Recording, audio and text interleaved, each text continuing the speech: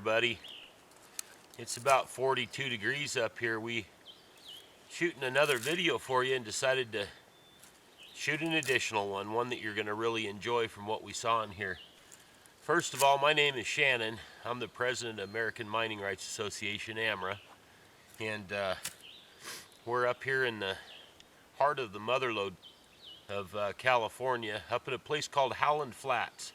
I'm here with my good buddy and mining partner and fellow AMRA staff member, John. He's behind the camera there. We woke him up early, and we stayed with a friend here that's got a little cabin up in the mountains here last night. And anyway, we're heading down to some tributaries of the Feather, but on the way up here, we saw some really amazing stuff, and we're going to share that with you today, something that I think you're just going to truly enjoy. You probably see this old structure behind me, and you see all this stacked rock right here. Howland Flats, where we're at, is had over 1,000 people living here in the 1850s, and you know, we've been doing those series Thinking Outside the Creek, and this is a pretty damn good example of that. We've got a placer. What elevation are we at, John? 5,000-6,000? We're up here a ways. We're pretty good. Yeah, probably good 4,500 to 5,000. Yeah. The Slate Creek is down below us, which flows into the Feather, and it's got to be at least 1,500 feet below us. And here you got a whole big flat up on top of this mountain. No water other than a couple of springs. And they found this old tertiary placer deposit, and there's mounding where they dug these placers up on top of this mountain that go on for miles, guys, and I mean miles, like 7 or 8 miles. And it's stunning to see that the work that they did in here, and it's just absolutely amazing. So we're going to take you down there and show you some of that stuff today, and when we go down and head out to these other claims that we're looking at.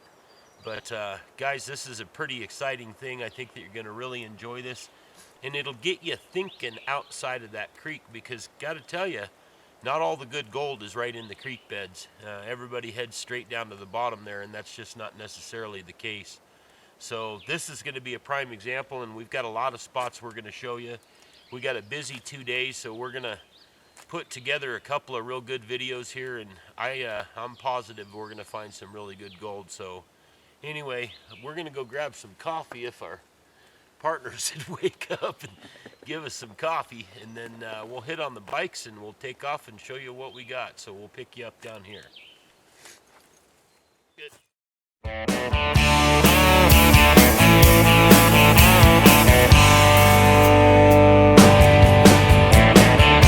I was born and raised in California, spent a little time in Hollywood. Folks down there ain't like you and me. They never seem to have enough time. Well, let me give you an update on what we're looking at here, guys. This whole area behind John was placer mined, and it was an enormous placer. So what they did is they dug diversion ditches and they ran water, it looks like for probably 4 or 5 miles into this area to bring water in. And this area was so rich, they actually limited the size of the claims to 100 by 100. So when we get down into some of these other areas, we'll show you that you can see the mounding is about every 100 feet. So they were digging their 100-foot square, throwing the rock out, and that's why you see the mounds almost in a uniform pattern. But they ran that water in here, and then they would run their long toms, and a lot of these guys shared long toms back in the day. But we're right here on the edge where Howland Flat is, and we've been finding some really cool stuff, you know, old artifacts and things like that. Of course, we're going to leave those in place, but anyway, behind me you can see it kind of drops off, and John's going to pan down here in a second. But this whole area right here, when they diverted the water, they ran it down in these big pipes. You can still see the pipes down to their monitors, and they hydraulically mined this area. We got 2 things to show you here, and that is, you'll see that this rock piles go on for as far as we can see. And then they turned and they hydrauliced over to this other side where they hit the bank, and it would just wash all this cobble down. And we can see actually where they stopped, and that's what we want to show you. But you got to understand something, guys. If you were going to come out and prospect this, where I would go personally would be where they hydraulicked all of this stuff, wherever that drainage goes down into the creek where it stopped. That's where I would go, because you got to picture how they built these old sluice boxes back in the 1850s and 1860s. It was just a board, and they would nail flat little raised 1-inch boards across there with some sides on it, and about 55% of the gold that went through those long toms went right out the back. So when they hydraulicked all of this stuff, they didn't have controlled water flow. So when that was going through those sluices, they'd get surges, and boom, it would blow the gold out. And then it would slow down and surge, and it would blow the gold out. So if I was going to mine, wherever this drainage hits Slate Creek down there, that's where I want to put my 4 or 6 inch dredge. So anyway, we'll have John show you this, and over here where they stopped the hydraulic. It's pretty fascinating.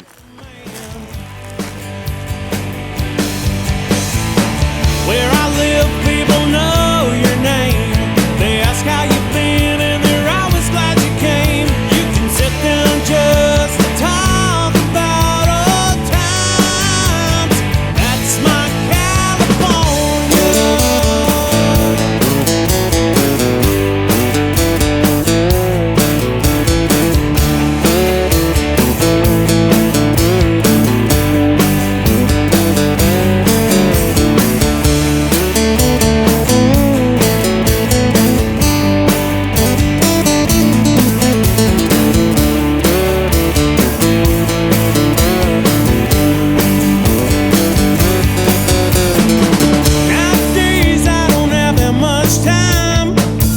busy working, trying to survive. It's all I can do just to make it through the Friday night. Off to work and then back home. There's always something that needs to be done, but sometimes I still look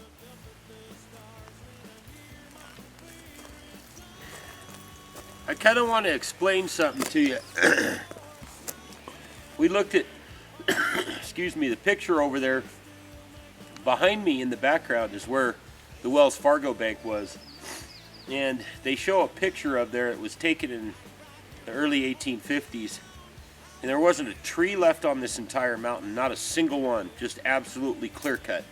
And they would have cut all these timbers down, and that's what they would have built the cabins. They improvised and made a little bit of mortar in here right behind us through these trees. Right on that mound in the background is where the Wells Fargo building was. But this is a historical site. This was the second largest town in was this Plumas County, right? I believe so.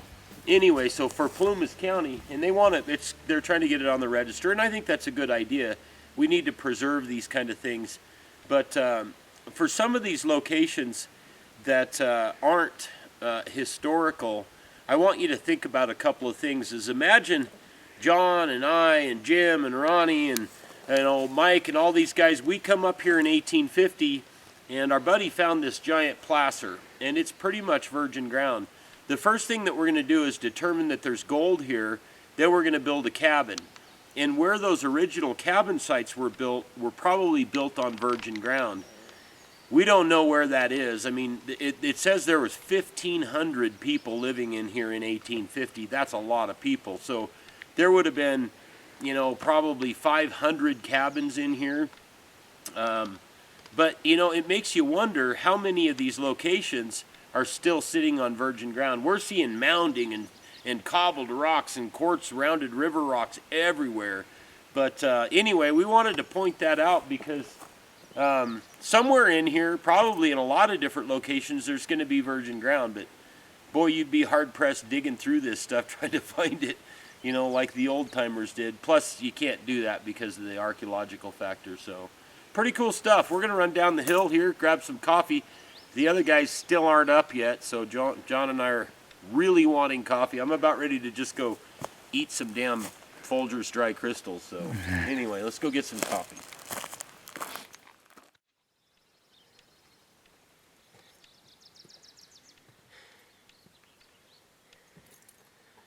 Well, this is a really interesting spot here, guys.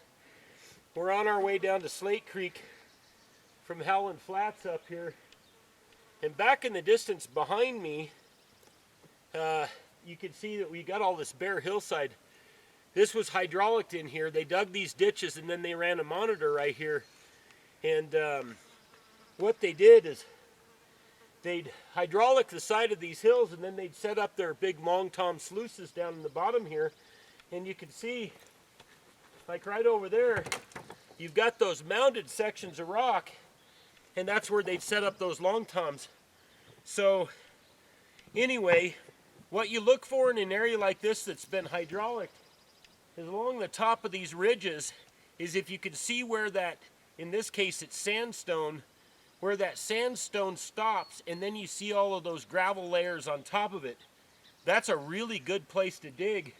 And we saw one right over here that John will zoom in on in a second, but this is pretty cool. I mean, you want to look at a historical thinking outside of the creek placer deposit on top of a mountain. I mean, guys, we're on top of the mountain here. There's literally, we're on top. And it just shows you how that ancient tertiary channel 500 million years ago that ran through here when there was a 100-mile long wide river here that deposited all these gravel and all the gold, how it stays here because the mountains didn't erode it down and wash it down into these canyons. But we'll show you, and I'll tell you, if we were going to mine here, we would climb up the side of this hill right over here where John's going to show you, and you'll see the gravel layers right there in the side of the hill.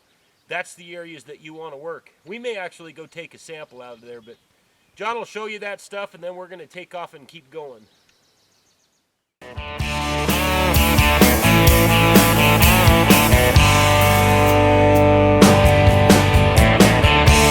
was born and raised in California, spent a little time in Hollywood.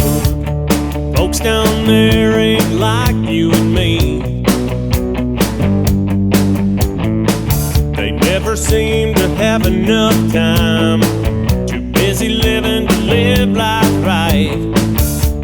It's always on to the next big thing. And up in that city by the bay, you couldn't pay me enough to stay. I never got what the big deal was anyway. That's not where I call home. I need a little room to roam. I guess that big city life just ain't the life for me. Let me tell you about where I come from. Now we got small towns and farmland, folks who still make a living with their hands. Where I come from, a man is still a man. Where I live, people know your name. They ask how you've been and they're always glad you came. You can sit down just to talk about old times. That's my California. We were riding up out of the bottom on the dirt bikes. I was in second gear and just happened to look over to my left. And you know, we always talk about what we call old ground or orange juice, and that's the ancient concretized ground. Let me show you something.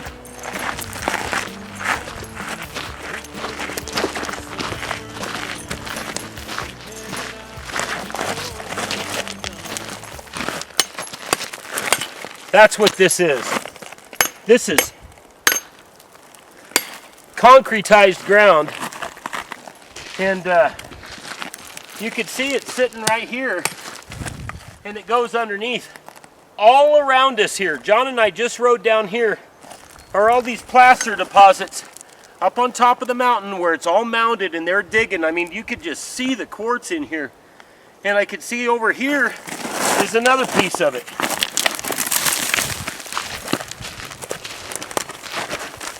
Right here. See that? That's what we call orange juice. This is all natural old ground from, who knows, 50 million years ago. And there's that orange color because it's got so much iron in it. But this stuff is really hard to break up, but I'll tell you what, I'll bet you there's gold in here. We got our 2 sandbags, so we're gonna fill these sandbags up, take them back to the cabin. We'll process this if we can tonight. But this is what the old timers were digging in 1850. So you can imagine with picks and shovels, that's how hard it was. Pretty cool find.